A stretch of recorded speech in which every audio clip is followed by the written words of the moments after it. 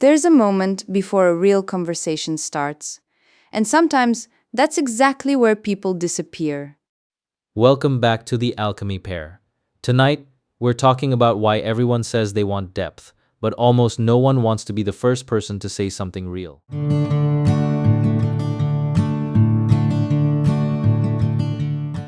They're sitting across from each other, small table, low light, two half finished drinks.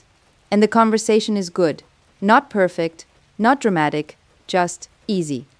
The kind of easy where the laughter gets quieter after a while, because the conversation is not trying so hard anymore. Yeah. And then there's a pause, not awkward, actually kind of honest. One of them almost asks the real question. Can I ask what you're really looking for? Or maybe, do you ever get scared when something starts to feel good? But they don't ask it. No. They look down, smile a little, and say, so, are you more of a beach person or a city person? And the moment passes. That's the whole thing. Nobody did anything cruel. Nobody lied. Nobody ruined the date, but something real almost entered the room, and both people quietly stepped around it. That is what we're decoding tonight. Why many people say they want depth, but when a conversation could actually become deeper, they protect themselves with humor, small talk, vagueness, or distance.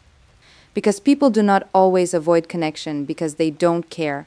Sometimes they avoid the moment where caring becomes visible. There's a difference between wanting depth and initiating depth. Wanting depth can stay private. You can say, I want something real. You can believe that completely, but initiating depth is different. Because now it has to become a sentence. And once it becomes a sentence, the other person can meet it or avoid it. Exactly. Depth usually does not begin because two people silently want the same thing. It begins when one person makes the conversation a little more honest. Like that pause on the date. The table gets quiet. The eye contact lasts 1 second longer. Something in you says, ask, but another part says, no, keep it light. So you almost say, I actually like talking to you and that scares me. But what comes out is, well, anyway, I'm emotionally unavailable until further notice. And everyone laughs. The laugh saves you from exposure. But it also hides the thing you almost said. That's why humor is complicated. It can create closeness. But sometimes it protects us from the closeness we were about to create. This is where self-disclosure matters. Research on interpersonal closeness suggests that gradual, mutual self-disclosure can help people feel closer, not because disclosure is magic, not because you should tell everything immediately, but because intimacy needs something real to respond to. And self-disclosure doesn't have to be huge. Sometimes it's just, I get nervous when I like someone, or I'm trying not to rush this, but I do feel something here. That kind of sentence changes the room, because it gives the other person something personal enough to hold. Small talk is polished. It has handles, work, music, travel. You can move around it without showing too much. But a real sentence has less protection. I had fun tonight is safe. I felt unexpectedly comfortable with you tonight is more exposed. Because now they know something touched you. Now they can respond to the real thing. Or dodge it. And that's where people hesitate.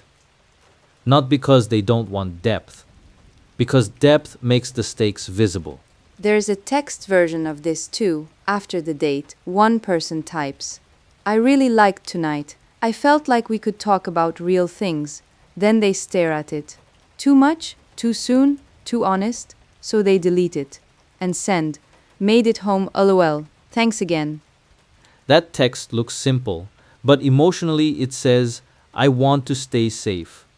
And the other person might be doing the same thing. They might read the casual text and think, oh, maybe they didn't feel it like I did. So they also stay casual. Now both people are protecting themselves from rejection, but the effect is that each person looks less interested than they are. Two people trying not to be the vulnerable one. So both become vague. That is where small talk becomes protection.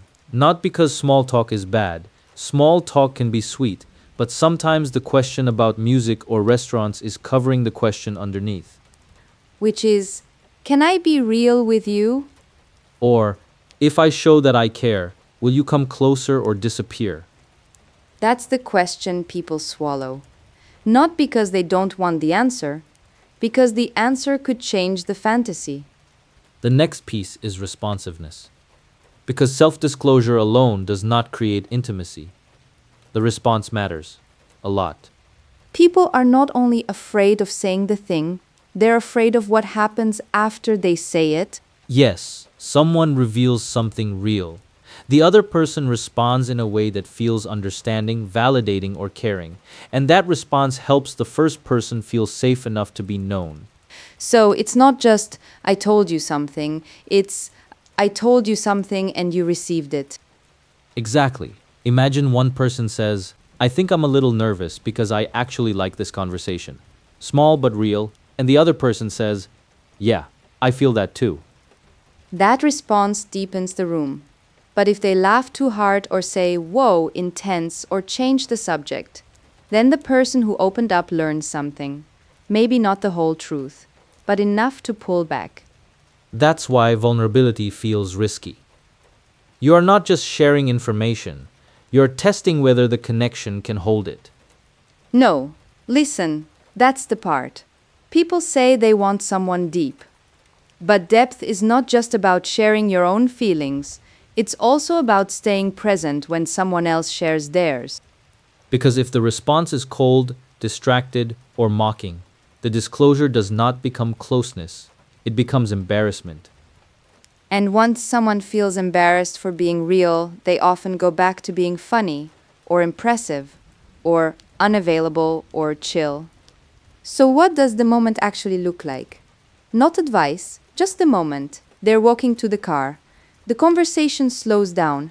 Normally, one of them would fill it with a joke, but this time they don't rush. They let the pause exist for 1 second longer. And then they say, can I ask you something real? Not perfectly. Maybe their voice shakes a little. Maybe they laugh because they're nervous. Maybe they say this might be too direct. That's fine. Real does not have to sound smooth. Then the question comes, what are you actually hoping for right now? Or, was that just a nice night? Or did you feel something too? Those questions do not guarantee depth. They do not guarantee safety. They do not guarantee the answer you want. But they stop the connection from living entirely inside guesses. Because intimacy needs more than chemistry. It needs moments where something true is offered and something responsive comes back. That's where depth begins. Not in the fantasy of being understood, but in the risk of letting yourself be understandable. The final message is not, be vulnerable with everyone. That would be careless. Agreed. Vulnerability still needs judgment. Pacing matters. Context matters. Safety matters. But when the moment is warm, when the other person seems present, when something in you wants to ask a real question, notice if you always escape. Do you always turn it into a joke? Do you always send a vague text? Do you always make yourself easier to leave than to know? Because depth does not usually appear by accident. It appears when someone allows the conversation to cross that small invisible line from performance to presence. From, what do I say so I don't look too invested? To, what is actually true here? A real sentence can be small. I like tonight more than I expected. I'm nervous asking this. But what are you looking for? Those sentences do not demand intimacy. They invite reality. And that's the difference. You're not forcing someone to go deep. You're creating one honest opening. Then you watch whether they can meet you there. Depth does not usually appear by accident. Someone has to risk saying something real. Maybe this week, just notice the moment where you usually make a joke. Or the moment where you almost ask the real question. You don't have to force depth. But sometimes, connection begins when someone lets one honest sentence stay in the room.